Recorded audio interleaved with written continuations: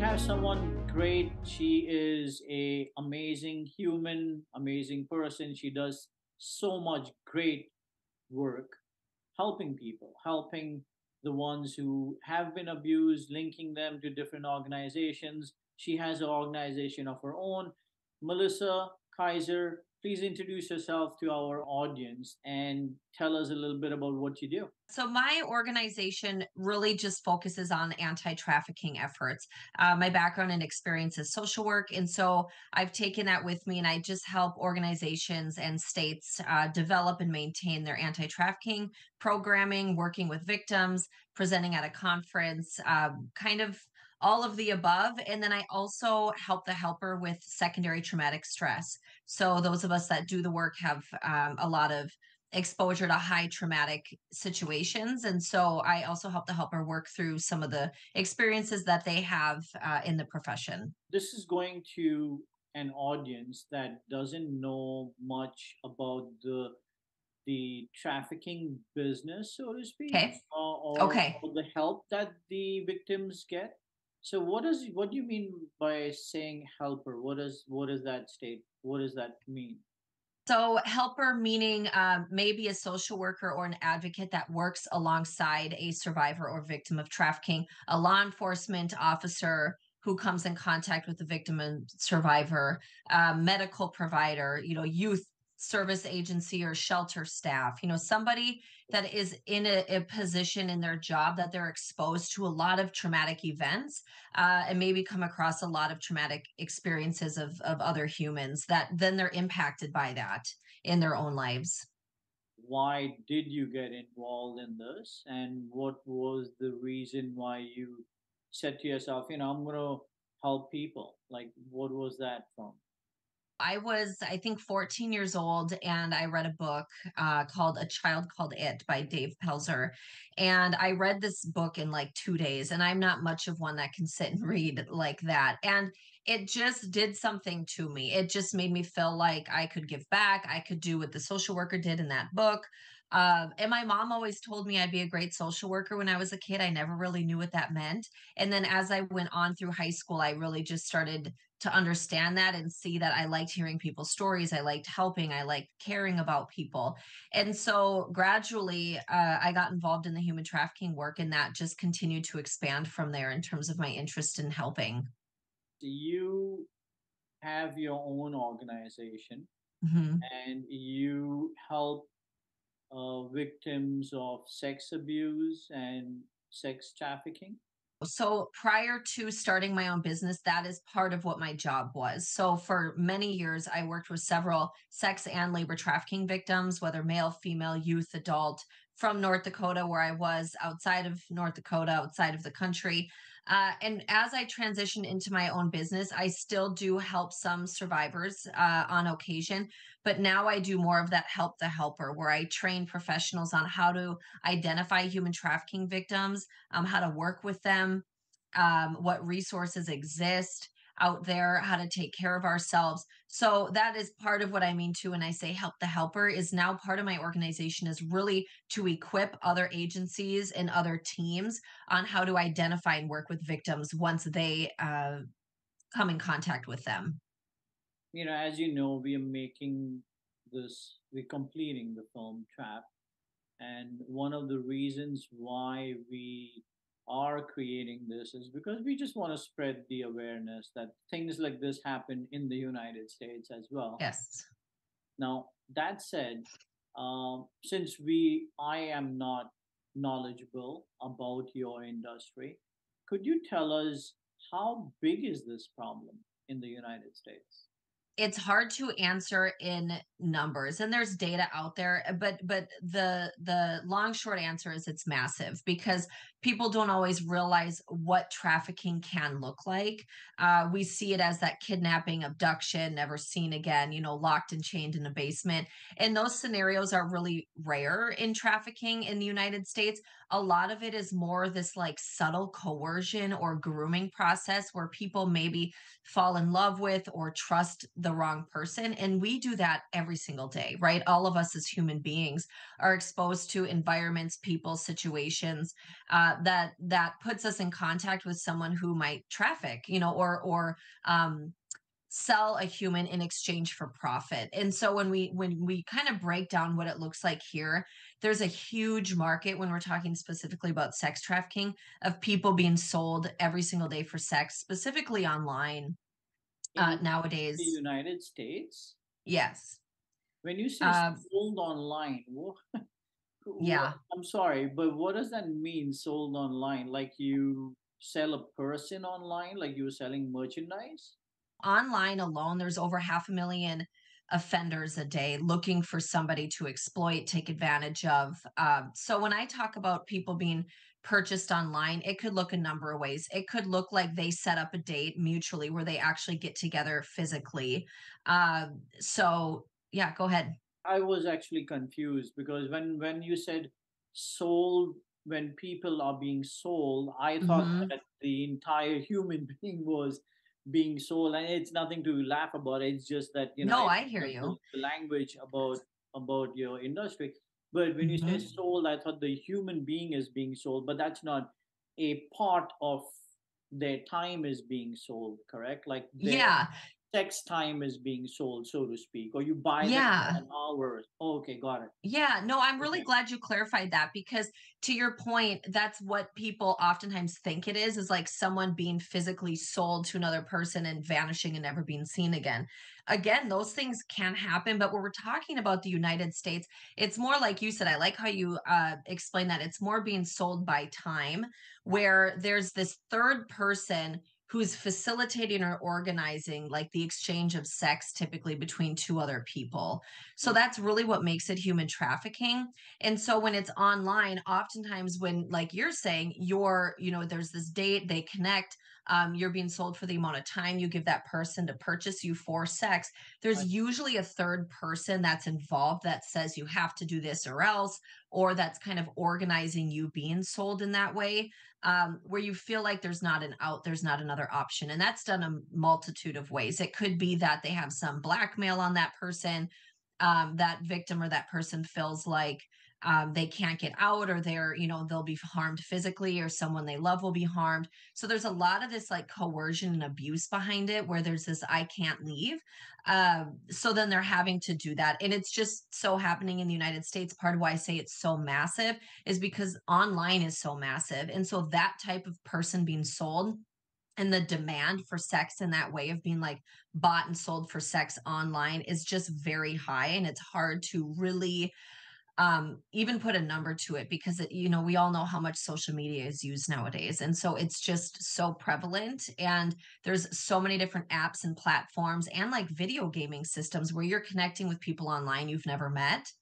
So that's where these organizations or these arrangements can be made. However, it's also arrangements like images being sold. So let's say I reach out to you, Ejaz, and you're like a 13-year-old boy or girl, and we start connecting and forming this relationship over time. And maybe after so much time, you send personal information about where you live. You send maybe sexual images of yourself because we're in a trusting relationship. And then at some point, I say, I'm going to sell these images unless you do A, B, and C. Or maybe that person does take and sells those images, so it can also look like that and meet some of the standard to be considered human trafficking because that person is still being sold in some way, right?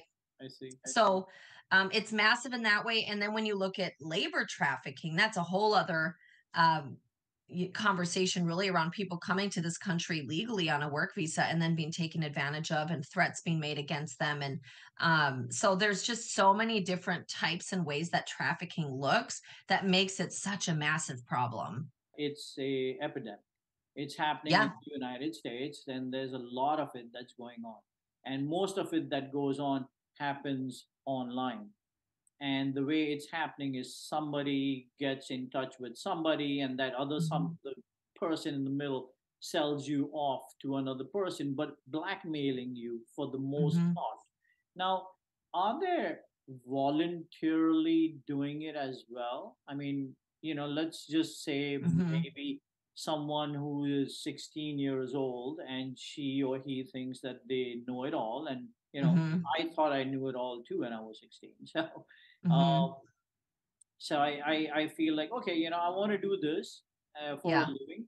Is there such cases as well, like voluntarily doing this online? And There's, if it's not online, like I said, the massive problem that we're talking about online, the other way it might look is a family member is trafficking you. Okay. So you might be 16 and it's happening in your home where you're saying, I have to do this. This is how I live. They were born into that. We see that, or it's a boyfriend or girlfriend that's exploiting or trafficking them. So when we come in contact with them as the helper, right, they're going to say those things to protect their trafficker or their family or whoever's involved. But when you look at someone who's 16, I automatically would say, no, it's not voluntary because they can't legally consent to sex. So they can tell us it is. But when you look at really the law, in most states, the consent age is 18. And so when we look at that, we say it's the adult who's purchasing the sex that knows better, right? They know that that's an exploitive situation. What would make that human trafficking is there has to be some exchange. So if you have a 16-year-old and you have a 50-year-old who says, hey, if you have sex with me, I'll give you $100, or I'll give you a ride to school every day this week, or I'll, buy you a case of beer. I mean, whatever it is, if there's something of value exchange between the two parties and you're a child and this is an adult, that also can look like human trafficking under the law. And so I would never look, and I know exactly what you mean because I've worked with many kids who say that, I'm voluntarily here. When I've broken that down further with them, typically it's all they know, or they're protecting someone, or they're terrified. Because when you also look at what it would be to be voluntarily involved in this, and for lack of better words, let's just say prostitution. If you look at that, and I would really tell you, like, okay, who is willingly having sex with multiple strangers of day and enjoying that as their career choice? Like, that's like me telling you, you have to go stand at the doorway of Walmart, and the next 10 people who walk in, you have to have sex with. Doesn't matter, right? What they look like, if they're the sex or gender you prefer to have relations with, what their fetishes are, if they're aggressive with you, it doesn't matter.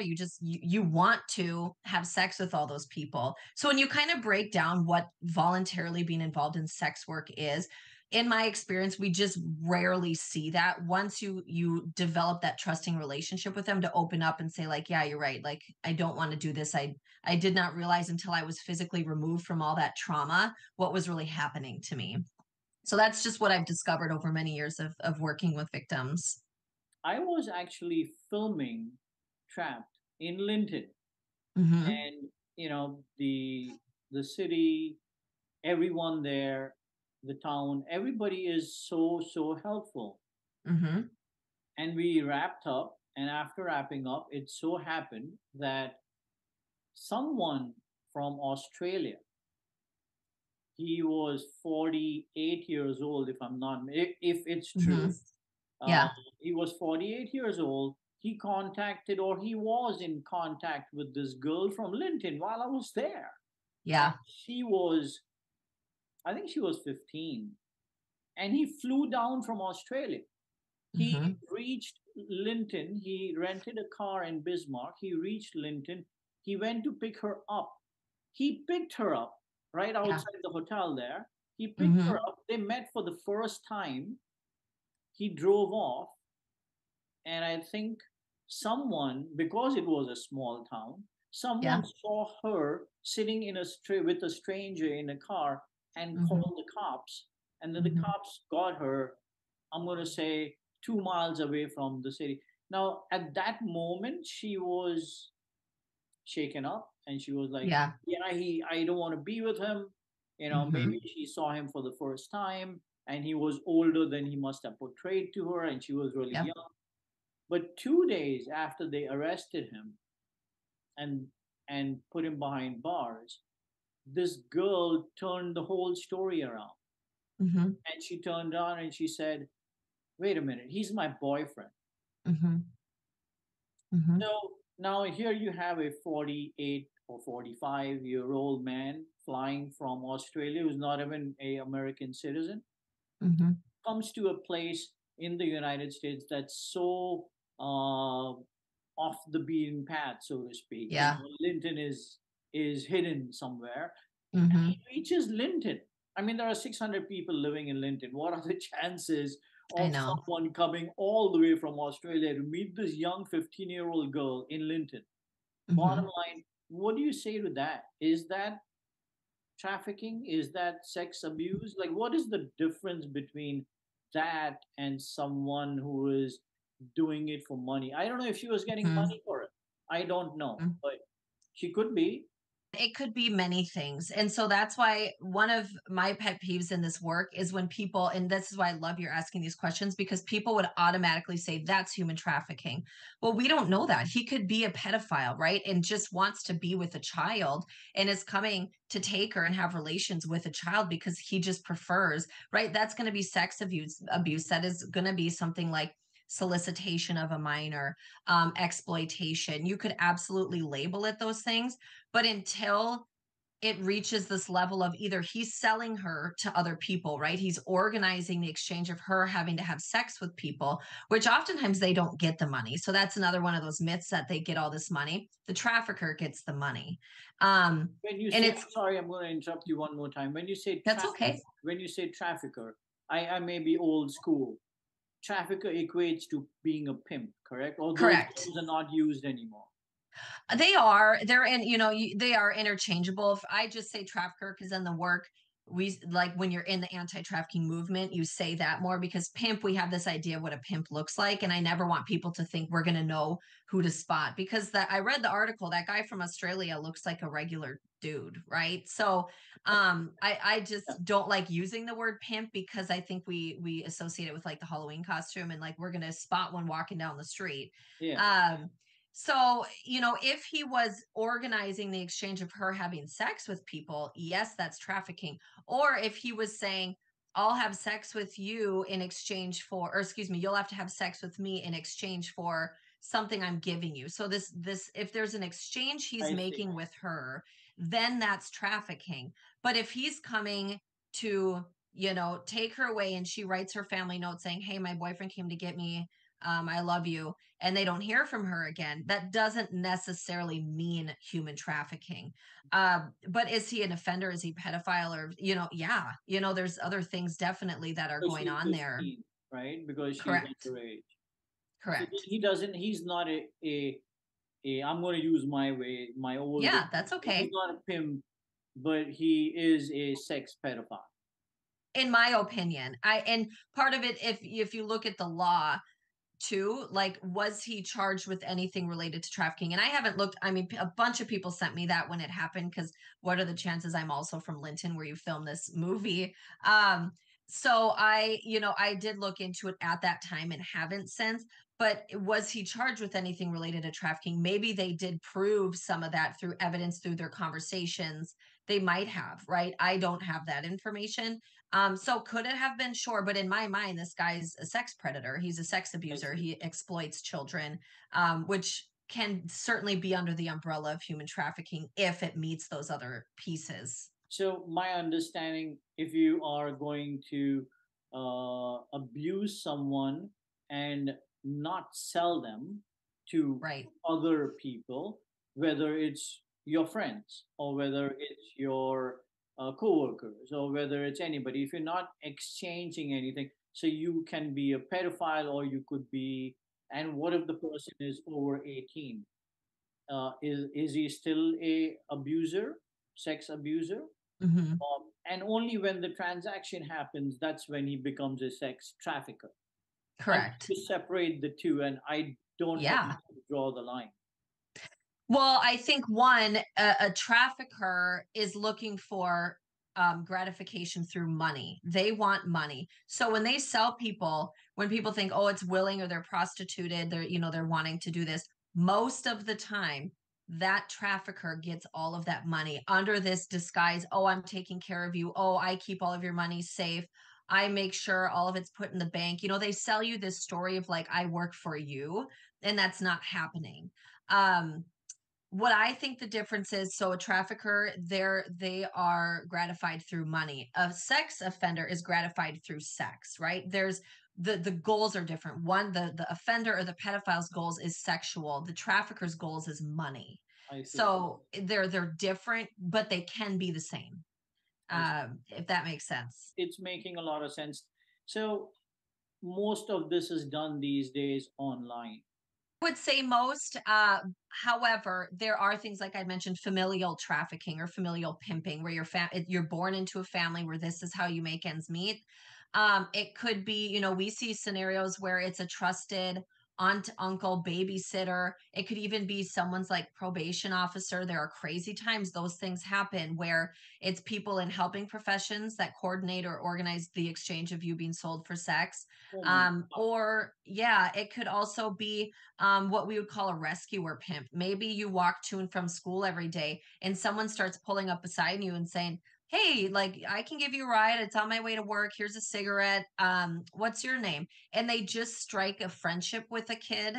And then they drive them to and from school, right? And then maybe at some point they say, hey, I really need your help with something. Like I've driven you to school all these days. You mean a lot to me. Can you do me a favor? Right. And they start to just slowly groom you into getting into something that you did not sign up for. So the grooming, if they meet you in person or online, the grooming process really, really is what's important to remember, that it's not this, typically not kidnapping, abductions. Those things happen, but that doesn't mean they're human trafficking. Human trafficking is going to be more of this relationship building. A lot now with social media and youth, because that's so prevalent, is happening online. It can still be your dad's best friend, your parent, um, someone you meet at school. Even if you think about kids, and let's just say you have a boyfriend and your boyfriend says to you, hey, I really want us to have free alcohol this weekend. Will you do something sexual with my friend and they'll give us free stuff? When you look at that, even that's trafficking, because you have that third person that's organizing the exchange of something sexual and then benefiting by getting free alcohol. Those things too would constitute a situation as human trafficking. So those things in person still absolutely exist and happen. There's just so much online now that's so hard to keep up on, because again, the platform is unstoppable. You can't keep kids from communicating with kids. After started to create the movie Trap, I have come across, because now I'm seeing it and I'm speaking to Yes. people. So people speak to me, and it's just insane. Every X amount of people, I don't want to put numbers on it, but every X amount of people that I speak to, they say, oh, this happened to me. Oh, this happened Hmm. to me. When I Hmm. started to build and write Trap, I interviewed girls who were abused. And some of them, I have to be honest, didn't know that they were being abused Yep. until they spoke to an outside person, because they were being abused Mhm. at home. And Exactly. one of them clearly rings a bell in my head, is she thought it was the norm that the father does this to her. Exactly. So then, coming to this, and since this is your business and you do this and it's an organization, I'm going to ask you, okay, we cannot change what has already happened, but as a country, what are we doing to educate our children that these things can happen? So Hmm. when the guy who is when I'm walking home from school and a guy pulls up and says, hey, you want a cigarette, I know Hmm. in my mind that that's abuse, because if I Hmm. don't know it's abuse, I just think he's a friendly guy. But how do Correct. we educate our children? How do we teach them that, hey guys, this could be abuse? Like, is there a Hmm. barometer? How can they know that? Do we speak to them about this in school? How do kids know that this is out there, especially when we teach them so much incorrect information about trafficking, which is why I'm very excited about your film. And that's one of the first conversations you and I had about it was, is it an accurate film, or is it that Hollywood, we have to kind of exaggerate everything? And that's great. I love those movies too, but I just so appreciated your approach to it, because it is going to be an educational tool, and things like the movie you're creating exist out there. There's awesome resources for youth. I'm always happy to be available to provide them to people. Part of it is, though, you have to go seek it out, right? It's a resource that you need to go find. It's not in schools regularly. The hard thing about schools is there's so much curriculum and just things, frankly, they have to fit each year into the programming that kids get, that some schools either can't fit anything else in. They either, sometimes it's like, instead of opting out of a class, people have to opt in, so then you have less people, less kids that get exposed to the education. Even the schools within the same district, you might have to go to each school separately to say, hey, do you want this education? So I have worked with some incredible schools who want the education. However, each school, each district, each state kind of decides if this is something they want in the schools or not, or can they even fit it in. So schools is a small percentage of where it can get to youth and would be the most consistent, which would be awesome. But because that doesn't exist, as a blanket over the entire United States, oftentimes it's learning it from parents. If this is a conversation you're having in the home, if you provide those resources to your kids, I even say watch the show like Catfish at home with your kids on MTV, where people get tricked to fall in love with people online. I mean, those things to educate, but spend time with your family. And there are tons of resources to watch what your child's doing on their phone, and that could be an educational component that you talk to your kid about why we do this in our home, why we have supper together every night and put our phones away. Is some of it is Just just that want to say that. Yeah. connection. Yeah. So it's hard because there are many ways to educate youth. What makes it challenging is not all the time, but oftentimes the youth who get into trafficking um, aren't in homes where they care to expose them to this education or take the time to, teach them these boundaries, these relationship things, these safety things. Because oftentimes youth who get involved in trafficking, they've got neglect, they've been in the system, they run away. However, when you talk about online now, every kid's online unsupervised at some point or another, some way, somehow. If they want to be on it unsupervised, they're going to find a way. We all did, right? As kids, just in general. So much of it is like, you got to talk about it correctly in the home, but it's just hard because whether it's you got to do it at home, whether you got to do it at school, you're not going to hit every kid because there's gaps in both systems there. Yeah. Some churches educate, which is great. And again, there's so many youth resources. It's just a matter of having access to them and knowing they exist. But yeah, I mean, I didn't think about it. I was actually speaking with everybody on my team here, and we think, I'm not sure if we're going to do it, but we think that we do want to reach out to different Hmm. churches all around the country and ask them if we can give away our film so they Yes. could show it to the youth, because we believe that it would be, at least if anything, it would be a icebreaker for the parents Hmm. to speak to their children about these things happen. I'm going to ask you to speak to me about your organization, and about your events that have taken place that you can't forget. Could you tell us something about that? I talk about this a lot when I do like this secondary trauma training, like I was saying, for those of us exposed to the work, how it impacts us and what we do. And so as an organization and kind of things, even as myself, I've learned through working with victims and survivors, there's so much positive. I have never met more resilient, strong people who have just taught me so much about life in general. As the victims and survivors of both sex and labor trafficking I've had the opportunity to work with over the years, and just seeing them have a second chance at life and start to feel safe, start to understand, like you said, some people don't even know they're abused, and to be a part of people's journeys as they discover that is such a beautiful thing. So I've learned a lot, and I've learned how to protect myself and my family and the people I care about more in this work. You learn through the victims and survivors, but also, unfortunately, through all the offenders out there and in the cases you're involved with, what exists, and unfortunately, how evil the world is. And, you know, for good and bad, I have a really, really, really hard time trusting anybody. It's why my 9-month-old doesn't go to daycare, because I've learned through this work and my experiences, that you really want to vet the people in your life. And we always kind of assume, especially in North Dakota and small towns, like everybody's good. And there's nothing wrong with that. Most people are good. I've just learned to protect myself and my family differently through the experiences I've been exposed to through this work. And, I was so touched not long ago. I had worked with a victim for quite a while.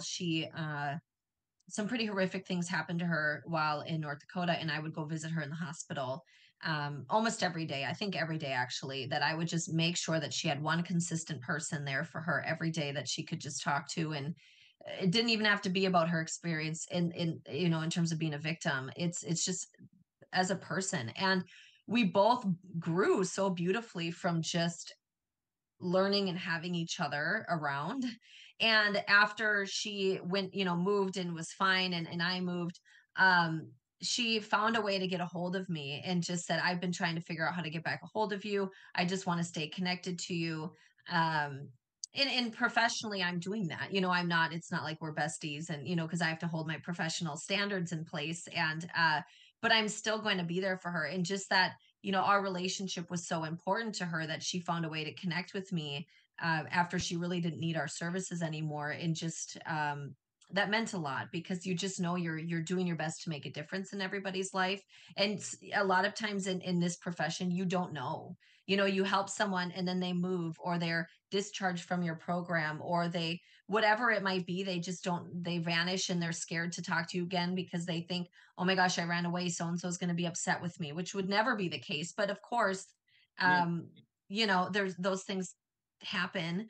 And so you don't always know, oftentimes, especially even with like law enforcement too, when you help someone, you have no idea where they end up. So just having someone reach out has been one of the most I don't know, rewarding feelings in this work. Your organization helps other organizations on how to handle victims.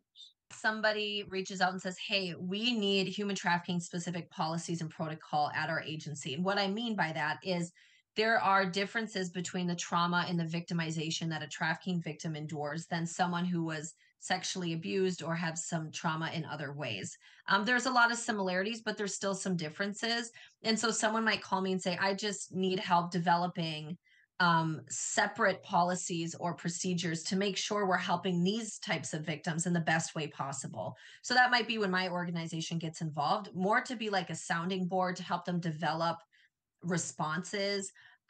Maybe they say, hey, Melissa, we don't have a team here. So if we identify a victim, we don't know what to do next as a community. So they might hire me to come in to say, okay, we need to create and maintain a team of people from various backgrounds and disciplines to really wrap around this victim and provide them every service, which could be, again, your law enforcement provider, your medical provider, your youth service provider, your mentorship program. So I might come in and help them develop or maintain like a community response or team. So there's lots of different things like that I would provide. And to your point, I've just helped the organization create things, or I just like networking. I like connecting them to different people. I love training, whether it's training on how to work with victims appropriately. How does someone in my community, so to speak, right? How I am the one who's getting abused. Hmm. I have figured out that I am getting abused because I don't Okay. know, but I feel okay, great. And there's so much information over there. I actually saw the interview with Ejaz and Melissa, and I know now I'm getting abused. What Hmm. do I do? What's my next step? There's a few things you can do, which is awesome to have options.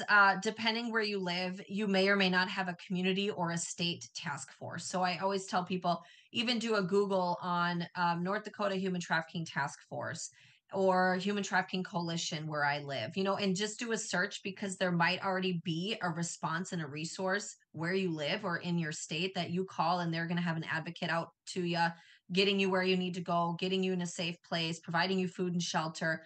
Those things exist and probably exist in your state. Another thing you could do is call Polaris. Polaris is the National Human Trafficking Hotline, and so they, if you know, they don't need any identifying. Even whoever you call, they're not going to need your identifying information if you're just trying to, if that's of concern to you. Just call. They might ask for it, but just say I'm not comfortable doing that yet. But with Polaris, they can keep a case number open. So let's say I call and say, hey, I'm a victim of trafficking. I need help. Here's where I live. They'll give you a case number. So if you call back 2 days later and you can say, hey, my case number is 12345, they already have your information on file. So they can just see exactly what it is, that you need. And depending where you are, you might say, I'm in Florida and I need a service here, but I also am trying really hard to relocate to Nebraska. Who exists there? And Polaris puts you in contact with the task forces and the teams and resources where you live. So those would be my first two suggestions. And hopefully between those two, you're getting someone, right, that you want to work with that calls you or gets involved. While I'm listening to you, a question just popped up in my head. I'm underage Mm-hmm. and I feel that I'm being abused. Mm-hmm. How do you, the organization or Mm-hmm. the police department, how do you figure out whether she is or he is really getting abused Mm-hmm. or it's just being made up in your mind? I mean, but I think it's such a big situation where sometimes people think that they're being abused, sometimes people who are being abused don't know they're being abused. So how Yeah. do you separate that? Like, how is there a way the police department monitors that, or they Mm-hmm. wait for them to get abused? Like, how does all Mm-hmm. that happen? It depends. If it's, law enforcement has tools and softwares to identify like child pornography, which now we call child sexual exploitation material or CSEM. Um, but when I say CSEM, I mean like child pornography. So there are softwares out there that law enforcement can detect those things and proactively, go to their home, do their investigation without someone coming forward necessarily. Other situations, like you're describing, typically if you have someone underage coming forward to say I think so and so is abusing me, they would probably set up an interview with that youth and or people in their life, that might have witnessed something or know information.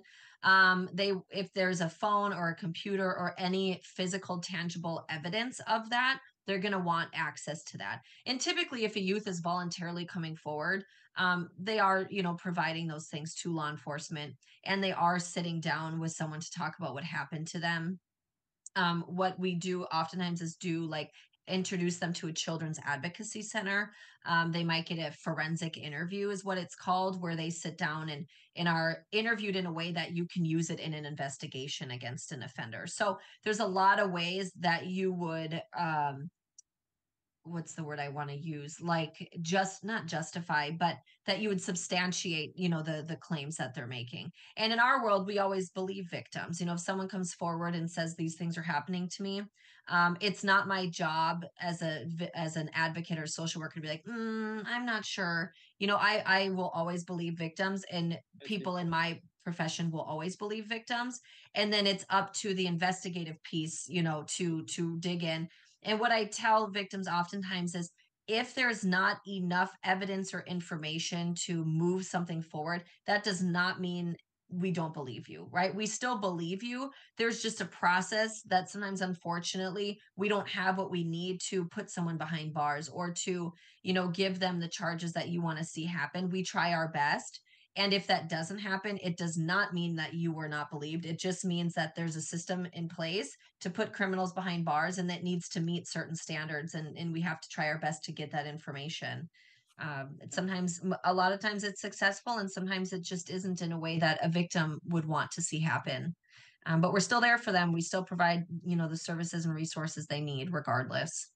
My picture of a trafficker or a pimp Mhm.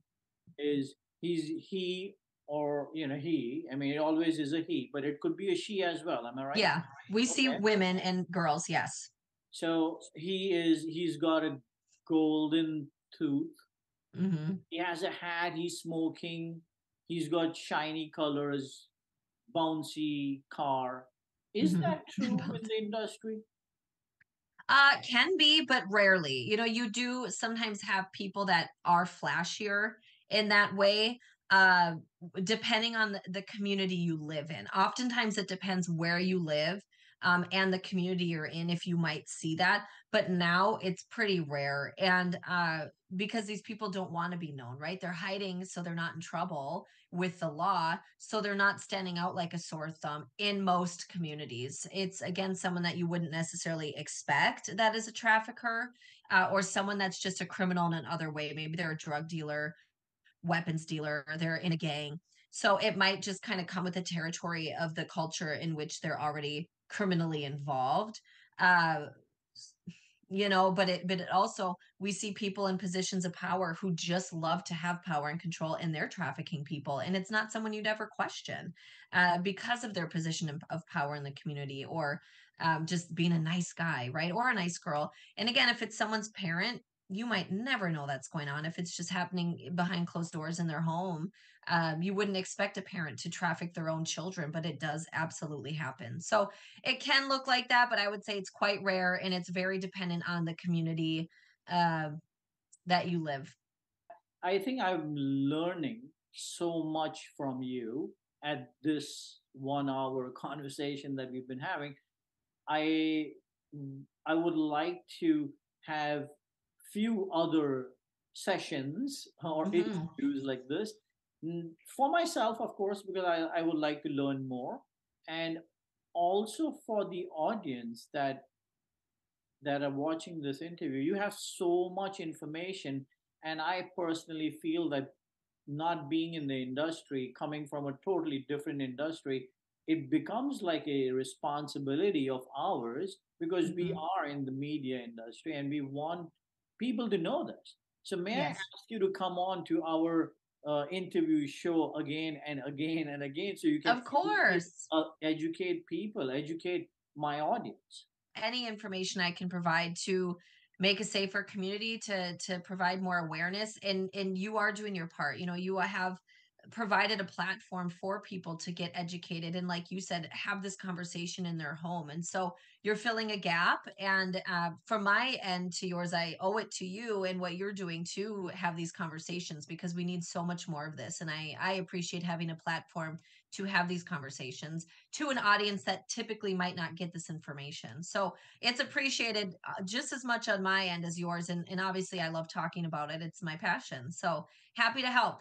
I have so many questions. I can speak to you for hours on end right now. Yeah. But I think Yeah. the best thing would be that I get my thoughts all sorted out, put it Okay. in there, send it to you, you read it, and then let's do it again. That sounds great to me. And I appreciate your questions, because you ask a lot of hard questions that I know general people in the community are wondering, but maybe don't always want to ask. And so I just appreciate the questions you ask, because I know it helps the general public understand it better, in a more just honest conversating way. And that's huge. So thank you for that. Thank you, Melissa. We need more people like you in this world, and thanks for being yourself, and thanks for helping the community, and thanks for doing what you do. We really Well, appreciate. right back at you. I look forward to chatting again and to watching your movie.